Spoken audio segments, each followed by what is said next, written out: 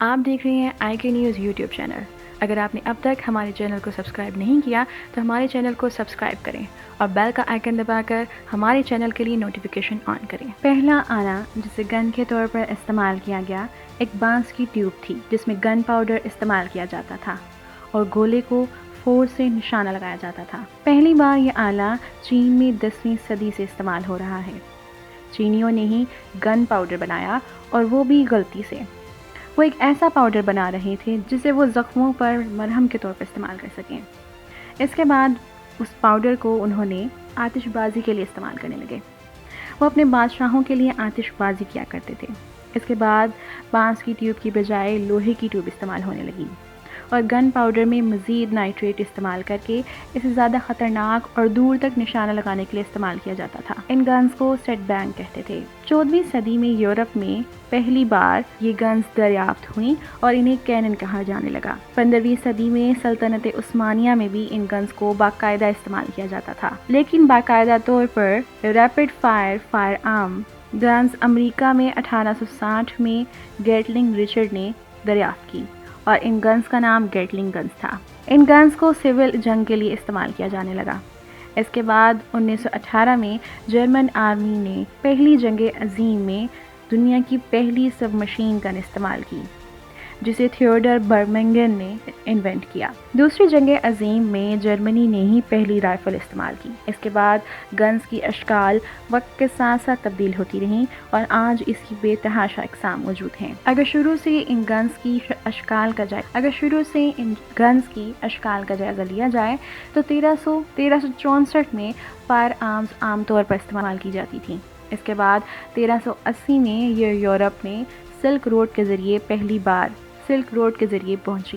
1400 میں guns match lock سامنے آئیں۔ ان میچ لاک گن سے پہلے گنز کو اس طرح سے استعمال کیا جاتا تھا کہ گن کے اوپر ایک سوراخ ہوتا تھا جس پر ایک دھاگا لٹکا ہوتا تھا۔ اس دھاگے کو آگ لگائی جاتی تھی اور اندر سے گولی اس آگ کی وجہ سے اپنے نشانے کو جا پہنچتی تھی۔ اس کے بعد میچ لاک گنز میں لوک کا کانسیپٹ آیا جسے دبانے سے ہی نشانہ باندھ کر چلایا جا سکتا تھا۔ 1498 میں رائفل سامنے آئی جو ایک لمبی گن تھی۔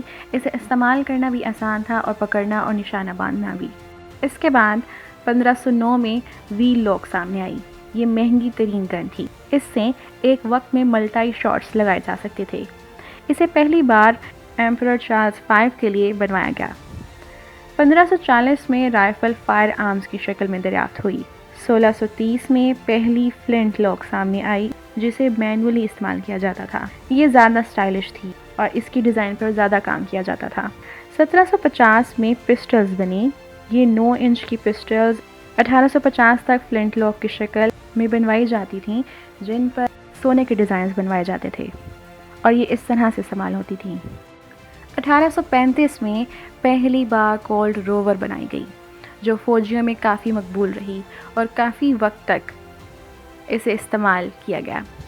یہی وقت تھا جب گنز کو باقاعدہ زیادہ تعداد میں انڈسٹری میں بنایا جانے لگا۔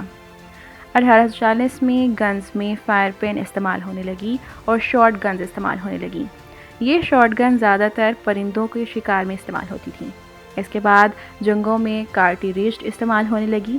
یہ 15 سیکنڈز میں 5 شاٹ مارنے کی صلاحیت رکھتی تھی۔ اس کے بعد سپینسر نامی گنز صدر لنکن کے استعمال کرنے کے بعد ہر جگہ استعمال ہونے لگی۔ Breech, Gatling guns, cartridge revolver, Winchester rifle دریافت ہوئیں۔ 1892 میں گنز کی سب سے جدید شکل سامنے آئی جو آج بھی ہمارے سامنے موجود ہے۔ انہیں آٹومیٹک ہینڈ گنز کہا جاتا ہے۔ امید ہے آپ کو ویڈیو پسند آئی ہوگی۔ کمنٹس میں ہمیں اپنی رائے سے ضرور آگاہ کیجیے گا۔